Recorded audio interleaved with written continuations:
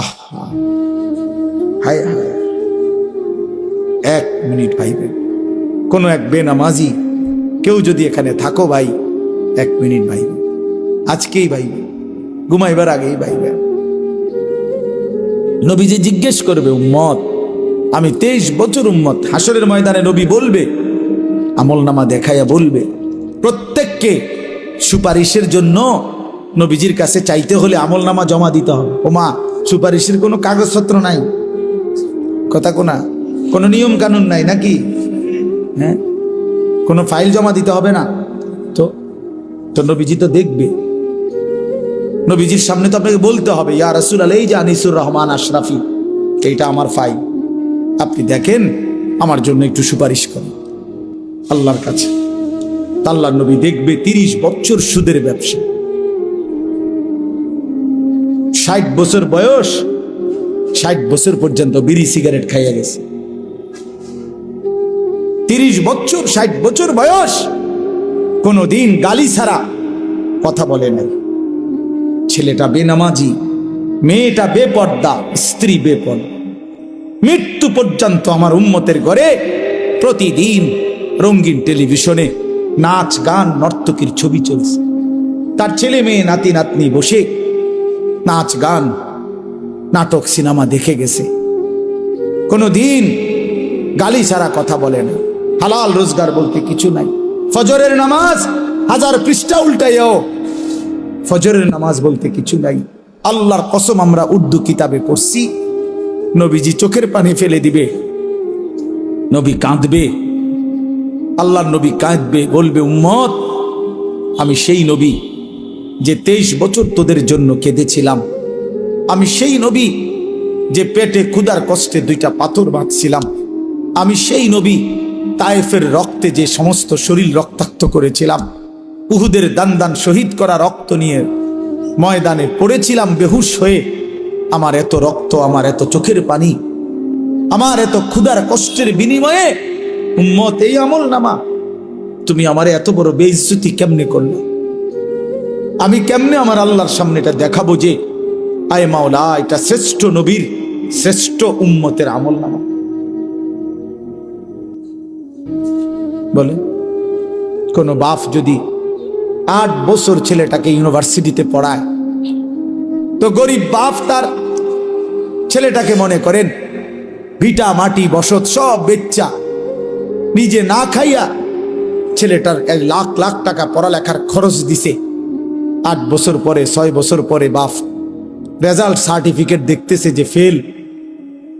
ওই বাপ কি পরিমাণ কাঁদবে? ওই বাপ কি পরিমাণ কাঁদবে? ওই বাপ বলবে না যে, বাপ, আমি তোরে মানুষ করার জন্য, তোর পড়ালেখার খরচ দেওয়ার জন্য ভিটাটা বেচা ফেলছি, মাটিটা বিক্রি করে ফেলছি, আমি জীবনে কোনো সুখের নাগাল পাই নাই। এই বছরও ভাই, এই গত হজ্জেও এক জিদ্দা থাকে এক প্রবাসী ভাই। আমি তো হজ উমরার সফরে গেলে প্রবাসীদের রুমে রুমে যাই।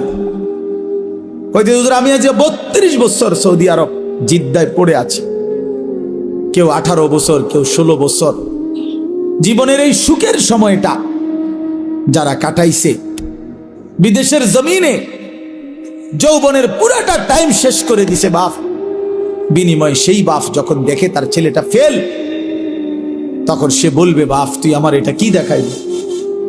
তুই আমার এতগুলো টাকা, তুই আমার এত বড় বেইজ্জতি কেমনি করলি বাপ? এটা বলবে না? তো নবী সাল্লাল্লাহু আলাইহি সাল্লামও বলবে, খোদার কসম নবীজিও বলবে, আল্লাহর কসম নবীও বলবে যে, উম্মত, তুমি আমার এত বড় বেইজ্জতি কেমনে করলে?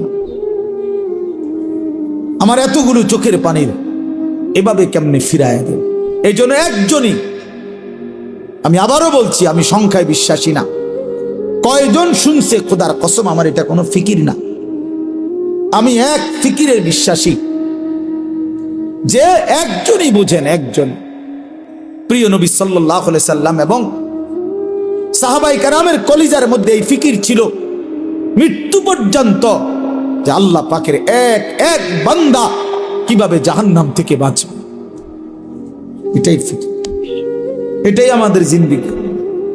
বাবারা, আপনাদের কাছে অনুরোধ, নিজের ছেলে মেয়ের দ্বীনের প্রতি নজর দিয়ে যুদ্ধ করেন, কষ্ট করেন। ছেলেটা নামাজ কেন পড়বে না? মেয়েটা পর্দা কেন করবে না? স্ত্রী কেন পর্দা করবে না? আপনি এটার উপরে হাজারবার চেষ্টা করেন। আলেমে দ্বীনকে পরামর্শ নেন, কোরআন সুন্নাহর দিক নির্দেশনা কি আছে এটা আপনি জেনে নেন। আপনি ওই পদ্ধতি প্রয়োগ করেন। স্ত্রী যদি নামাজ না পড়ে, আল্লাহর বিধান কি? স্ত্রী যদি পর্দা না করে, আল্লাহর বিধান কি? ছেলে মেয়ে যদি সেজদা না করে, হারামের মধ্যে লিপ্ত থাকে, আল্লাহর বিধান কি? এটা জেনে আমল করার চেষ্টা করেন। এমন নয়তো আপনিও আটকাবেন, সন্তানাদিও আটকাবেন। আখিরাতের ময়দানে কমপক্ষে প্রত্যেক মানুষকে নিজের এবং নিজ পরিবারের সদস্যদের ব্যাপারে আল্লাহ পাক জিজ্ঞাসা করবেন। এটুকুর জবাব সবাই দিতে হবে। কমপক্ষে এর মাফ কারণে আমি আর আমার বিবি বাচ্চা একই হিসাব আমারই দিতে হবে।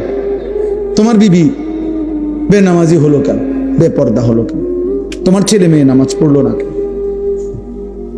আপনি কদ্দুর বলছেন, কি বলছেন, কদ্দুর চেষ্টা করছেন? আল্লাহর কাছে তো হিসাব আছে, ঠিক না? কথা বলে না কেন? আল্লাহর হিসাবে যদি হয় যে না, আমার বান্দা তার শেষ নিঃশ্বাস পর্যন্ত চেষ্টা করছে, তো ঠিক আছে, আল্লাহ মাফ করে দিবে। আর যদি আল্লাহ তো জানে আপনি কদ্দুর চেষ্টা করছেন না করছেন, আপনি নামাজের ফিকির করছেন যেদ্দুর, বিদেশের ফিকির করছেন তাতে 100 গুণ বেশি। আরে তো বাদ দাও, লাগতো না, পড়লে ফরুক, না পড়লে নাই, চাই বিদেশ ফাটাই দাও। বিদেশের 12 লাখ টাকা ব্যবস্থা করতে দুয়ারে দুয়ারে ঘুরছেন আপনি। 3 লাখ টাকা সুদে লইছেন, 3 লাখ টাকা কিস্তিতে লইছেন, 6 লাখ টাকা জমি বেচা লইছেন, 12 লাখ টাকা মিলাইয়া বিদেশ ফাটাইছেন আব্বা। এরপর হুজুরের থেকে আইয়া কইছেন, হুজুর খাস করে দোয়া করিয়েন তার লাগিয়া। আল্লাহ আল্লাহ করিয়া বহুত কষ্ট করিয়া টাকা মিলাইছে, খাস করে দোয়া করতো। কি দোয়া? হুজুরে কি দোয়া করতো যে আল্লাহ নিজের সুদে টাকা দিল, সেটি বরকত দেন নাকি? তো কি দোয়া করতো? হুজুরে কি দোয়া করতো যে আল্লাহ ওনার কিস্তিতে বরকত দেন। এই দোয়া করলে তো হুজুরের ঈমান থাকবে না, জানেন এটা? হারামের উপরে দোয়া করলে কি থাকে না? ঈমান থাকে না। এরকম দোয়া যদি কোনো হুজুর জেনে বুঝে করে তো হুজুরের ঈমান থাকবে না, তো মুসিবত না? আপনি কি খামখেয়ালি মনে করছেন? হারামের উপরে দোয়া করা যায় না, হারামের উপরে আল্লাহর কাছে কি করা যায় না, এটা নিষেধ, হারাম এটা। এই জন্য বিদেশ পাঠাইতে আমি নিষেধ করি না। যার রিজিক বিদেশ, সে বিদেশেই যাবে। যার রিজিক এখানে, সেখানেই থাকবে। প্রতি লোকমা যার খাবার যেখানে, সে সেখানে পৌঁছবেই। কিন্তু আমার সিদ্ধান্ত থাকতে হবে, আমি হারাম করব না, আমি হারাম নেব না, আমি আল্লাহর নাফরমানি মানব না। আমি যুদ্ধ আমার সন্তানের সাথে আমি বলে দেন, বাপ তুই আল্লাহকে সেজদা করো না, বিবি তুমি নামাজ পড়ো না, পর্দা করো না। তুমি মনে রাখো, যদি আমি দুনিয়াতে ভয়ে আতঙ্কে যদি তোমার লগে নাও পারি, তো মনে রাখো আমার মনের কষ্ট থেকে যাবে। আমি তোমার লগে পারলাম না, ঠিক আছে, কিন্তু তুমি আমার এটা মনে রাখো, আমি তোমার প্রতি অসন্তুষ্ট। ছেলেরে বইল বাপ যে বাপ তোর উপরে আমি অসন্তুষ্ট, তো যে সন্তানের উপরে তার মা বাবা অসন্তুষ্ট ও জাহান্নামী। যে স্ত্রীর উপরে তার স্বামী অসন্তুষ্ট, ওই মহিলা জাহান্নামী।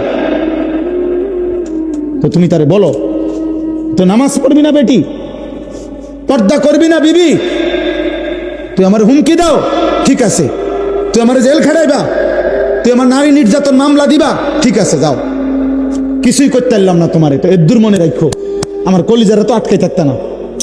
কথা বলেন না কেন? কলিজারে কি জেল দিতে পারি? তো কলিজা দিয়া বলে গেলাম আমি তোমার প্রতি অসন্তুষ্ট। এর দূরে সারবে, তো ওই মহিলা কেমনে জান্নাতে যাবে? স্বামীরে অসন্তুষ্ট রাখা। ওই সন্তান কেমনে জান্নাতে যাইব? বাপ মারে অসন্তুষ্ট রাখা। বলেন চাচা। আল্লাহ আমাদেরকে হেফাজত করে। রাসূলুল্লাহ সাল্লাল্লাহু আলাইহি সাল্লাম বলেন, উম্মত তোমার স্যান্ডেলের যদি ফিতাটাও ছিঁড়ে যায়, শিরাকা না আলাইক, তোমার স্যান্ডেলের যে ফিতা এটাও যদি ছিঁড়ে যায়, নবীজি বলছেন কাউরে বইল না, সবার আগে আল্লাহকে বলো। সবার আগে কাকে ডাকো? এটা মুসিবত, ছোট্ট মুসিবত। স্যান্ডেলের ফিতা ছিঁড়ে যাওয়া এখানে মুসিবত না, শুধু ওই মক্কা মদিনা, বিশেষ করে মক্কা শরীফ যদি কোন আনতে ছিঁড়ে যায়, আমার জীবনে একবার ছিঁড়ছে। কষ্ট কারে কয়? শুধু এক জোড়া জুতা কেনার জন্য হারাম শরীফের সীমানাটার থেকে দোকানটা পর্যন্ত গেছি, আমার পাওটা মনে হয় যেন পারতালটা জ্বলে গেছে। এক জোড়া জুতার জন্য দৌড় দিছি, দৌড়াইয়া গেছি, কোনো আইটটা না, এত গরম এটা নিচে। কথা বুঝছেন না? তখন বুঝা গেছে স্যান্ডেলের ফিতা ছিঁড়ে দেওয়াটা কি পরিমাণ মুশকিল। মানে ফিতাইটা ছিঁড়ে গেছে, এখন হাঁটতে পারতেছি না। এখন আন্দাজে আরেকজনের জুতা কিনে গেতে আর মেরে কি যে জুতা চুরি করে নিলাম, এর কোনো সুযোগ আছে? তো খালি পায়ে দৌড়ে গেছি ওই দোকান বাহিরে, মানে সীমানা পার হইয়া তো দোকানে যাইতে হবে, কোনো একটা দোকান থেকে না এক জোড়া জুতা কিনা, এক জোড়া স্যান্ডেল কিন। তখন দেখছি মানে পাউটা যেন পুইরা গেছে শুধু। এই জন্য আল্লাহ নবী সাল্লাল্লাহু আলাইহি সাল্লাম বলেন, তোমার যদি স্যান্ডেলের ফিতাটাও ছিঁড়ে যায়, সবার আগে ডাকবে কাকে? আল্লাহকে ডাকবে, আল্লাহকে। আম্মান ইউজিবুল মুদতাররা ইযা দাআহু ওয়া ইয়াকশিফুস সুআ। আল্লাহ তাআলা বলেন, হায় বান্দা, তুমি যখন অসহায় হয়ে পড়ো, আমাকে ছাড়া তুমি আর কাকে ডাকো? আমাকে ছাড়া ডাকবে কাকে? কে তোমার ডাকে সাড়া দিবে? তোমার রোগ, তোমার অসুস্থতা, তোমার পেরেশানি, তোমার অভাব, তোমার দুঃখ, তোমার দুর্দশা, বলো বান্দা, আমি ছাড়া এই অভাব দুর্গতির মুহূর্তে কে তোমার ডাকে সাড়া দিবে? বলে আসলে কেউ আছে? ওয়ায়াকশিফুস সুআ, তোমার সমস্ত মুসিবত, মন্দ অবস্থা, দুরবস্থা দূর করার ক্ষেত্রে আল্লাহ বলে, বান্দা আমি ছাড়া আছে কি? আমি ছাড়া আছে। কোরআনে এই কথাটা আল্লাহ তাআলা, আমার এই আয়াতটার তর্জমা বললে আমার কথা শেষ। আমি শুধু এই কথাটার তর্জমা বোঝানোর জন্যই বলতেছি এই কথাগুলো। মানে আল্লাহ তাআলা পুরা কোরআনুল কারীমে আমাদেরকে বুঝাইছেন, বান্দা আমারে ছাইরো না, আমারে ছাইরো না বান্দা। আমারে বাদ দিয়ে যদি অন্য কোনো দিকে কেউ একটু ভরসা করে, নজর দেয়, আমার হুকুম আমারে বাদ দিছে, আমার কথা মনে নাই, খোদার কসম আল্লাহ বলে, বান্দা আমার বেশি কষ্ট লাগে। আমি যে সব প্রয়োজন পূরণ করি, করতেছি, বান্দা তুমি কেন অন্যের কাছে যাচ্ছ? কেন যাচ্ছ? কালকে জুমার নামাজের পরে, ভাই নজরুল শুনো, কালকে জুমার নামাজের পরে আমার ঢাকার মসজিদে দুই ছেলে আসছে, ওরা লেপ তোষক বেচে, বুঝছো নি, লেপ তোষকের দোকানদার। এ আমার বয়ান শুনছে, ফজরের নামাজের ব্যাপারে আমার একটা বয়ান আছে, সন্দ্বীপের একটা ঘটনা, যে সন্দ্বীপ চট্টগ্রাম, ওখানে 4টা ছেলে কলেজের, ওরা একবার সিদ্ধান্ত নিছিল 2023 সালে যে তারা তাদের বন্ধুদেরকে ফজরের নামাজের জন্য উঠাবে, ফজর ক্যাম্পেইন। পরে 1 বছর মেহনত করে তারা প্রায় 4000-এর মতো পুরা উপজেলার এই কিশোর যুবক, যারা তখন নিয়মিত ফজরের নামাজ পড়ে, ফজর ক্যাম্পেইন করে তারা। তো এই ছেলে বলতেছে, হুজুর আমি আপনার এই ওয়াজটা শুই না, আমার এলাকায় আমি উদ্যোগ নিছি, আজকে মাসখানিক এ লেফ তুসুক বেশি না ফোলা, আমি উদ্যোগ নিয়ে আমরা 2 বন্ধু 2-3 জনে মিলে এখন আলহামদুলিল্লাহ এই 1-1.5 মাসের ভিতরে 160 জন লিস্টি করা দেখাইছে, লিস্টি আমরা প্রত্যেক দিনে 160 জন ফজরের নামাজ জামাতে পড়ো, আমরা চেষ্টা করতেছি প্রতিদিন। তো তারা, আমার গাড়ি তো আছে কাগজটা, তারা এমন সুন্দর করে বিভিন্ন বাণী লিখে লিখে ছেলেদের কাছে দাওয়াত দেয়। তো দিয়া নিচে লেখছে তাগো একটা, এই কাফেলাটার নাম কি? কাফেলার নাম হইল বেনামাজিকে খুঁজে বেড়াই, নামাজিকে বন্ধু বানাই। এরকম শুনছে জীবনে আর কথা, এমন সুন্দর কথা? এই ফুলার মাথার থেকে যে এমন সুন্দর বুদ্ধি আইবা, আপনি বুঝছেন কোনো, ভাবছেন কোনো দিন? কি সুন্দর কথা না? আমিও তো জীবনে এমন সুন্দর কথা ভাবি নাই। বেনামাজিকে বন্ধু আরে খুঁজে বেড়াই, মানে তারা তালাশ করি আর কি, যে করে করে তারা ডাকি আমরা, আর নামাজিকে বন্ধু বানাই। ফিকির ফিকির চেষ্টা করলে সম্ভব। একটু একটু কাজ যদি সবাই করে যার যার জায়গা থেকে, জায়গা পৃথিবীর, আমার কাছে কিতাব আছে, আমার গাড়িতেও আছে, পৃথিবীর 4 ভাগের 1 ভাগ হলো মুসলমান।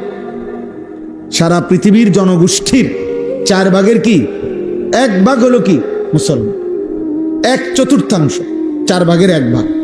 তাইলে যদি একজন মুসলমান, কথার কথা একটা হিসাব ওইখানে লিখছে আরবি কিতাব, যদি একজন মুসলমান সারা জীবনে সে যদি মাত্র 4 জন মানুষের দায়িত্ব নেয়, যে আমি 4 জন মানুষকে কালেমার দাওয়াত দেব, চেষ্টা করব তার পিছনে টার্গেট করে, তাহলে পৃথিবীর সমস্ত জনগোষ্ঠীর কাছে কালেমার দাওয়াত পৌঁছে যাবে, কালেমার দাওয়াত পৌঁছে যাবে। তাহলে তোমরা ছেলেরা বলো ভাই, মুসলমানের ঘরে জন্ম নিয়ে তোমাদের রাত্র দিন কিভাবে কাটে বলো, একটা ছেলে বলো। এই কি জীবন? নারী, ছবি, মোবাইল আর মন মতো চলা। কে তোমার বাবা, কে তোমার মা, কে তোমার আল্লাহ, কে তোমার নবী, কে তোমার রসুল, কে তোমার কিতাব, কিচ্ছু চেনো না। মুসলমানের সন্তান 4টা সূরা শুদ্ধ পড়তে পারে না। মুসলমানের সন্তান ওযু নামাজের ফরজটুকু আদায় করতে জানে না। শুক্রবারে আসে আর কি, আমরা বুঝি না, মসজিদে ঢোকে বাইর হয়, তামসা আর কি এর নামাজ, পারলে না পড়তো নামাজ, পারলে না পড়তো। মানুষে খারাপ করবো, মন্দ সন্দ বলবে যে তে এমন অজাত, ওদের শুক্রবারও আইয়ে না মসজিদ, এই শর্মে আসে যায় আর দেখছে তো মানুষ দেখছে। ধন্যবাদ। নাই তো ইমাম সাহেব সালামটা ফিরাইয়া সারে না 2 রাকাত ফরজের জুমার দিন, ওমা তারে এমন শয়তানে কামড়া, একটা কামড়ের লগে হেতে বাইরে যায়, একটা কামড়, মানে তার গুড়া কিরমি তার ফেডে এভাবে কামড় দিছে, সাথে সাথে দৌড় দিয়ে বাইরে গেছে, গুড়া কিরমি কামড়ায়। কারণ সে তো আসছে মূলত হাজিরা দিতে। ওই নামাজের জুমার আগের 4 রাকাত সুন্নত, জুমার নামাজের পরে 4 রাকাত সুন্নত, এত কিছু দিয়ে হেড টাইম আছে, এত আইসা হাজিরা দিত। মানুষে দেখছে তো, সারছে তো, জানে না মানুষে দেখছে আপনি যে আইয়েন মসজিদ।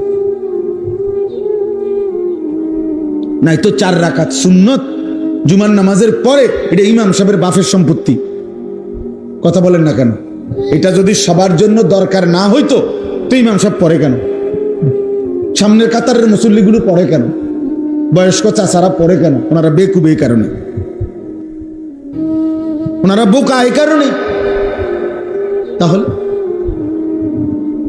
এই হাজিরা মার্কা নামাজ আখেরাতে কি মিলবে? আমার শায়েখ আল্লামা মুফতি মুশতাকুন নবী সাহেব বলে যে হে মুসলমান, যেই নামাজ তোমার মসজিদের থেকে 100 হাত সামনে চা দোকানের আড্ডা, টেলিভিশনের আড্ডা থেকে ফিরাইতে পারলো না, সেই নামাজ তোমারে জাহান্নাম থেকে কেমনে ফিরাবে? বুঝাই তো যায় তুমি কি নামাজ পড়ছো, বুঝাই তো যায়, বুঝাই তো যায়।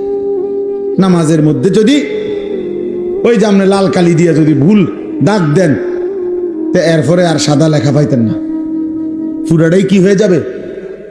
লাল হয়ে যাবে। আমার এক হুজুর বলছিল, আমি ছাত্রের খাতা কাটছি পরীক্ষার, সিদ্ধান্ত নিয়েছিলাম যে লাল কালি দিয়ে দিয়ে ভুল দাগ দিছি, এক একটা ভুলে 2 নাম্বার করে কাটা। হুজুরে বলছিল আর কি, এরকম ভাবে আমি খাতা কাটছি, কয়েকটা ছেলের খাতা কাইটা শেষে লাল কালি দিয়ে দিয়ে ভুলটি তো সব দাগ দিছি। পরে যখন গুনছি এবং হিসাব হইল কি যে প্রতি ভুলে কত নাম্বার কাটা, পরে গুন্না দেখছি আমি তার থেকে আরো 24 নাম্বার পাই ছাত্রের থেকে। তার মানে 62টা ভুল, তো 50 দুগুণে 100 তো গেছেই গা। আরো 12টা ভুলের কারণে আরো 24 নাম্বার হুজুরে ফায় হেতে, এতো অন্য বিষয়ের থেকে হাওলাত নিতে হবে। মানে ভুলের পরিমাণটা বুঝাইছে আর কি, যে মূল 100 গিয়ে আরো কি 24 আরো রয়েছে ভুল, ওইটা কোথেকে দিব, তো পুঁজি নাই আর। তা আমাদের নামাজের যদি এমন হয়, আখিরাতে কি নাকি মিলবে বলেন,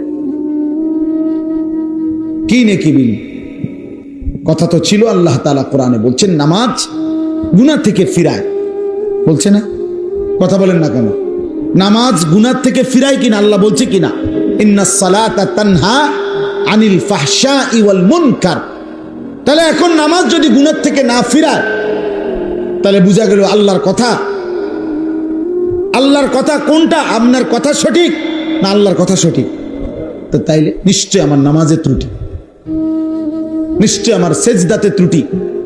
এই জন্য যারা নামাজ পড়ে না তারা তো পড়েই না, আর যারা পড়ে অথচ গুনাহ থেকে বাঁচে না, আপনি খবর নিলে যাচাই করলে দেখবেন তাদের নামাজের মধ্যে শত শত ভুল। এই কারণে ওই নামাজের ওই শক্তি আসে না যে শক্তিতে তাকে গুনাহ থেকে ফিরান। এই জন্য যারা আবার নামাজ পড়ে, আপনাদেরকে বললাম ওযু নামাজ ঠিক করেন। একজন আলেমের সাথে সম্পর্ক ছাড়া আখিরাতের জীবন সুন্দর হবে না। নিজে নিজে মাতবরি করলে হইতো না, ওলামায়ে কেরামের কাছে আসতেই হবে, আলেমে দ্বীনের কাছে আসতেই হবে, আল্লাহকে ভালোবাসতেই হবে, প্রিয় নবী সাল্লাল্লাহু আলাইহি সাল্লামকে ভালোবাসতেই হবে আখিরাত যদি চান। এই আমার শেষ কথা।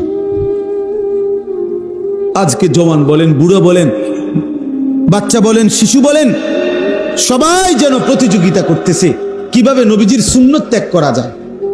মেসওয়াক 60 বছরের বুড়াও চেনে না, 6 বছরের বাচ্চাও চেনে না, কেউই বোঝে না। ঘরকে ঘর এমন না, দস্তরখান 6 বছরের বাচ্চাও চেনে না, 60 বছরের বুড়া মেয়েও চেনে না। তো কি হলো, চাচার সমান হলো না? টেলিভিশন 6 বছরের বাচ্চাও দেখে, 60 বছরের বুড়া চাচাও দেখে। কথা বলেন না কেন? তো তো বরাবর হয়ে গেল না? বরাবরই তো হয়ে গেল, বরাবরই তো হয়ে গেল। বাচ্চাও মিথ্যা বলে, বুড়াও মিথ্যা বলে, বয়স্ক মানুষও সুদ খাচ্ছে, বয়স্ক লোক কিস্তি নিতেছে, বয়স্ক লোক কথায় কথায় গালিগালাজ করতেছে। 30 বছর মহিলা বেপর্দা, 40 বছর মহিলা বেপর্দা, প্রতিদিন মহিলার আওয়াজ পরপুরুষ শুনে, পরপুরুষ শুনে। একবার জীবনে নবীর স্ত্রীরা 9 জনে নবীজির কাছে বলছে, আমাদের খাদ্য খাবারের একটু কষ্ট হয়, আমনে যে অতিরিক্ত যুদ্ধের যে সম্পদ পান সেখান থেকে আমগো বরাদ্দ মাঝে মধ্যে গনিমতের মাল পাইলে একটু বাড়াইয়া দিলে হয় না? এই কথাটা একবার জীবনে বলছে রাসূলুল্লাহ সাল্লাল্লাহু আলাইহি ওয়াসাল্লামের স্ত্রীরা 9 জন। আল্লাহর নবী সাল্লাল্লাহু আলাইহি ওয়াসাল্লাম সেদিন এশার নামাজ পড়ে আর ঘরে যায় নাই। মনটা কষ্ট পাইছে, হায় আমার বিবিরা দুনিয়া চাইলো, আমার ঘরে থাইকা আমার বিবি হইয়া ওরা দুনিয়া চাইলো। তো মন খারাপ করে যখন তিনি মসজিদে বসে আছেন, এশার নামাজের উপরে ঘরে যাচ্ছে না, হুজরায়, তো আল্লাহ তাআলা বলছে, বন্ধু, ইয়া আইয়ুহান নাবিয়্যু কুল লিআজওয়াজিকা ইন কুনতুন্না তুরিদনাল হায়াতাদ দুনিয়া ওয়া যিনাতাহা ফাতাআলাইনা উমাত্তিউকুন্না ওয়া উসাররিহুকুন্না সারাহান জামিলা। আপনি যান, ঘরে যান, মন খারাপ করেন না। আপনার বিবিদেরকে গিয়ে বলেন, হে বিবিরা, যদি তোমরা দুনিয়া চাও, সম্পদ চাও, তো যা লাগবে, যা কিছু ফার্নিচার, আসবাব, গহনা, কসমেটিক্স যা লাগবে বলো, আমি সব তোমাদেরকে দিয়ে দেব, এক শর্তে, শুধু আমি রাসূলের স্ত্রী, এটা ছেড়ে দিতে হবে। বুঝেন নাই? মুহাম্মাদের স্ত্রী থাকতে পারবা না, আমার থেকে তালাক নিয়ে নিতে হবে, এরপরে যা বলো সব দেব, সব দেব। وَإِن كُنتُنَّ تُرِيدْنَ اللَّهَ وَرَسُولَهُ وَالدَّارَ الْآخِرَةَ فَإِنَّ اللَّهَ أَعَدَّ لِلْمُحْسِنَاتِ مِنكُنَّ أَجْرًا عَظِيمًا। আর যদি আল্লাহকে চাও, রাসূলকে চাও, আখিরাতকে চাও, তো এখন নিয়মিত নেক আমল করতে হবে, মুহসিনাত হইতে হবে, মানে নেককার নারী হইতে হবে। তাহলে আমি আল্লাহ ওয়াদা দিলাম সর্বশ্রেষ্ঠ বিনিময় জান্নাত দিয়ে দেব। সিদ্ধান্ত নাও, দুনিয়া চাইলে রসুল ছেড়ে দাও, আল্লাহ রসুল আখিরাত চাইলে দুনিয়া ছেড়ে। আল্লাহ নবী সাল্লাল্লাহু আলাইহি সাল্লাম আম্মা জান আয়েশা রাদিয়াল্লাহু তাআলা আনহাকে বলছে, ঘরে আয়েশা নবীর স্ত্রী আয়েশাকে, আয়েশা শোনো, তোমাদের দাবি দেওয়ার ক্ষেত্রে আল্লাহর পক্ষ থেকে এখন আয়াত নাযিল হয়েছে, আমি শুনাইতেছি। তবে ভূমিকা বলছে নবী একটা, যে আয়াতটা বলার আগে আগে শোনো, তৎক্ষণাৎ জবাব দিও না। তুমি বাকি 8 জনের লগে মিটিং করো, মশওয়ারা করো, পরামর্শ করো। প্রয়োজনে তোমরা তোমাদের বাড়িতে যাও, যাইয়া তোমাদের আব্বা মা, ওই ছেলে ওই দিক দিয়ে জায়গা আছে তো বাবা, ওই দেখো ওই দরজাটা দিয়ে ঢোকো, তুমি আও বাপ, এদের ঢুকে শোনো কতক্ষণ। তো দেখেন নবীজি ভূমিকা কয় যে তোমাকে আব্বা মার লগে দরকার হলে গিয়ে কি করো, বুঝ কইরো, পরামর্শ কইরো, তোমরা মিটিং করো। তো এরপরে উত্তর দিলে চলবে, নগদ উত্তর দিও না। আয়েশা রাদিয়াল্লাহু তাআলা আনহা বুঝছে ঘটনা ভালো না, মনে আর বুঝুন তো যা বুঝার বুঝাই লাগছে যে লক্ষণ বালা না, যে এমনি গুছাইতে আছে। তো বলতেছি ইয়া রাসূলুল্লাহ, কারে কারে জিগামু এটা পরে, আগে আয়াত বলেন, মানে আল্লাহ কি নাজিল করছে এটা না আগে কইবেন। পরামর্শ তো কার লগে করবে সেটা আমি বুঝুমু, আপনি আগে বলেন কি ঘটনা, কি আয়াতে না কইবেন আগে। তো নবীজি বলছে আল্লাহ এই আয়াত নাজিল করছে, দুনিয়া চাইলে নাও, রসুলকে ছেড়ে দাও। আখিরাত চাইলে আল্লাহকে চাইলে, রসুলকে চাইলে অপেক্ষা করো, আখিরাত মিলবে, আজরে আজিম মিলবে, জান্নাত মিলবে। আম্মা জান আয়েশা রাদিয়াল্লাহু তাআলা আনহা বলেন, আল্লাহর কসম ইয়া রাসূলুল্লাহ, কাউকে জিজ্ঞেস করতে হবে না, বাকিদের লোক পরামর্শের দরকার নাই, মা বাবার পরামর্শ দরকার নাই। যদি আপনাকে হারাইতে হয়, দুনিয়া যদি আমি 100বারও পাই, আমি এমন দুনিয়া চাই না। আপনাকে হারিয়ে, আপনার মতো স্বামীকে হারিয়ে এই দুনিয়া আমি 100বার দিলেও নেব না। প্রত্যাখ্যান করছে যে আরে না, বলেন কি, বলছিলাম একটা আবদার, কিন্তু তার মানে আপনাকে হারাবো।